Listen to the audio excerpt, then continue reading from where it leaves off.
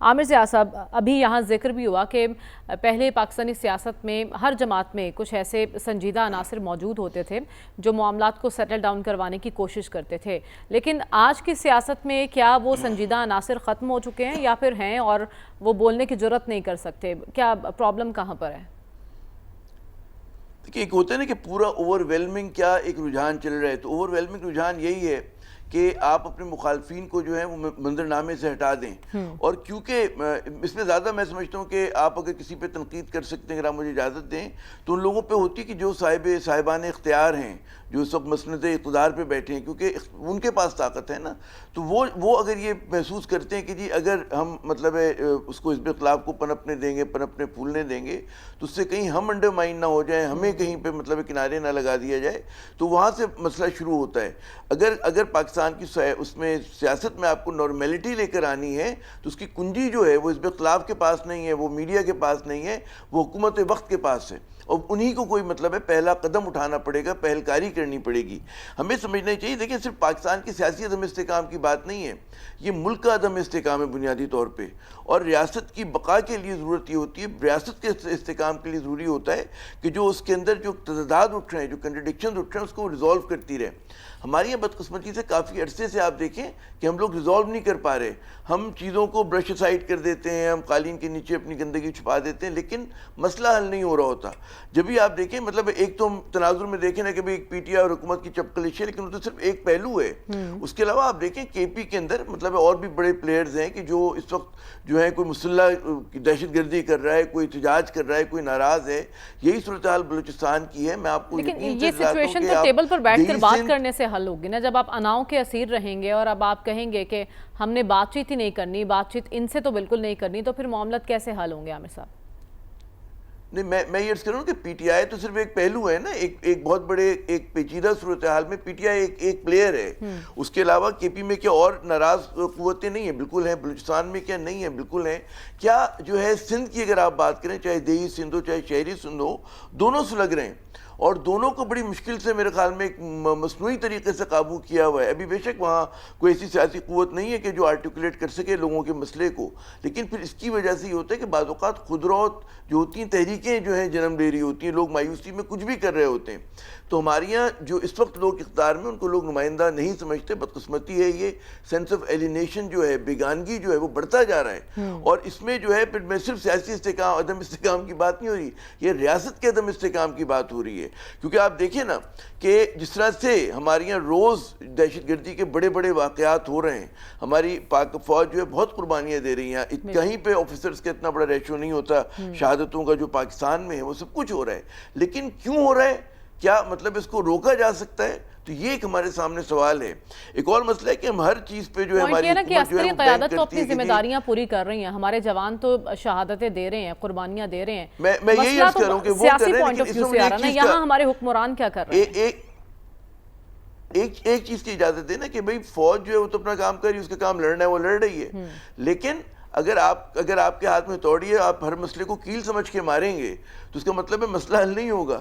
بعض جگہ پہ آپ کو گفتگو کرنی ہوتی ہے، ہر جگہ مکہ مارنے کی ضرورت نہیں ہوتی. تو وہ کہاں ہیں وہ لوگ؟ وہ ہماری اجتماعی عقل و دانش کہاں گئی کہ جو لوگوں کو فہم و تفہیم سے بٹھا کر مسئلے کو حل کرائے؟ ہمارے یہاں لگ یہ رہا ہے کہ جی ہم سمجھتے ہیں ہر جگہ پہ ہم لڑیں گے، ہر جگہ پہ ہم جا کے لوگوں کو دبائیں گے. آپ یہ دیکھیں نا، جس ملک میں پرامن احتجاج کی اگر آپ اجازت نہ دے رہے ہوں، وہ میں پی ٹی آئی کی بات نہیں کر رہا، آپ مجھے قوم پرست ہوں، میں اس سے بڑی اختلافات ہوں، ہمیں ان کے نعرے بہت برے لگتے ہوں، لیکن آپ کو لوگوں کو پرامن اگر کوئی احتجاج کرے تو سانس لینے کی جگہ دیں. کیونکہ جب آپ یہ روک دیں گے، ہو سکتا ہے اس میں سے دو چار تو مایوس ہو کے بیٹھ جائیں، کوئی ایک دیوانہ ہوگا جو کہے گا جی میں کچھ اور کروں گا، میں انتہا پسندی کی طرف جاؤں گا.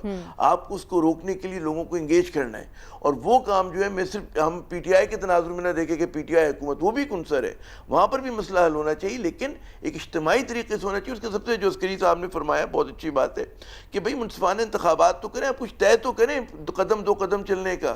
اور جو سلمان غنی صاحب نے کہا تھا کہ جی بالکل ہمارا مطلب ہے ملک بھی آگے نہیں جا رہا ہے، یہ بالکل ایک فالس نیریٹو ہے کہ معیشت اچھی ہو رہی ہے اور ہمارا مطلب ملک دن دونی رات چوگنی ترقی کرے. نہیں کر رہا. معاف کیجیے گا، اسٹاک مارکیٹ بیرو میٹر نہیں ہے پاکستانی معیشت کا. پاکستانی معیشت کا بیرو میٹر ایک عام آدمی کی قوت خرید ہوتی ہے، ایک پرچیزنگ پاور ہوتی ہے جو کہ ختم ہو گئی ہے. ٹیکسز کی وجہ سے, مہنگائی کی وجہ سے لوگ جو ہیں مطلب ہے وہ ایک چیز خریدا کرتے تھے, آدھی چیز خریدنے کے قابل نہیں بچے. آپ کا کسان پریشان ہے, آپ کا محنت کش پریشان ہے, آپ کا جو روزگار کہتے ہیں تنخواہ دار ہے وہ پریشان ہے. آپ بزنس مین سے بات کریں کراچی میں آ کے, آپ وہ کہہ رہے ہیں کاسٹ آف ڈوئنگ بزنس اتنی زیادہ بڑھ چکی ہے کہ وہ دن رات جو ہے تعریفی کلمات اس حکومت کے لیے ادا کرتے ہیں. تو ہمیں سوچنا ہے کہ ہم کہیں سے نقطۂ آغاز کریں, پرانی غلطیوں کو نہ دہرائیں. ٹھیک ہے, تو آپ کا یہ بھی یہ ماننا ہے پینل کے دیگر افراد کی طرح کہ اگر سیاست ٹھیک نہیں ہے تو ملک میں کچھ بھی ٹھیک نہیں ہے, اور نہ ہی ٹھیک ہونے کی امید کی جا سکتی ہے اگر یہ عدم استحکام ایسے ہی رہا. عامر ضیاء صاحب, آپ کی نظر میں امریکہ کے بعد چین میں فیلڈ مارشل صاحب کو غیر معمولی پذیرائی ملی ہے, اس کے اثرات کیا ہوں گے؟ دیکھیے, پہلی بات تو کہ بڑا ضروری دورہ تھا یہ, کیونکہ جب ٹرمپ سے ملاقات ہوئی تھی تو آپ کو بالکل پتہ ہوگا مجھ سے زیادہ بہتر کہ قیاس آرائیاں شروع ہو گئی تھیں کہ پاکستان جو ہے کہیں بہہ کر کلیتاً مغرب کے کیمپ میں نہ چلا جائے. اور ہمیں پتہ ہے کہ امریکہ جو ہے اس وقت ہر حالت میں چائنا کو کنٹین کرنا چاہ رہا ہے. تو بہت سارے پاکستانیوں کے اندر, کیونکہ ظاہر ہے جیسا کہ ہے کہ پاکستانیوں کی اکثریت جو ہے وہ چین پہ بہت بھروسہ کرتی ہے, وہ سمجھتی ہے کہ جی وہ جو آل ویدر فرینڈ ہے وہ ہمارا, تو اس حوالے سے خود پاکستانیوں میں بھی تشویش تھی اور قیاس آرائی ہو رہی تھی. ظاہر ہے کہ اس میں کوئی خبر میں صداقت نہیں تھی, لیکن میں صرف اس کی بات کروں کہ قیاس آرائی ہو رہی ہے, افواہ سازی ہو رہی ہے. تو ظاہر ہے کہ اس دورے کے بعد وہ قیاس آرائیاں اور وہ افواہ سازی جو ہے وہ دم توڑ دینی جائے, جب اس کا کہتے ہیں نا ختم ہو جائیں گی, وہ ہر طرح سے اس کو دم توڑ دیں گی وہ. تو اس حوالے سے پہلا تو یہ میسیجنگ بہت اچھی ہے.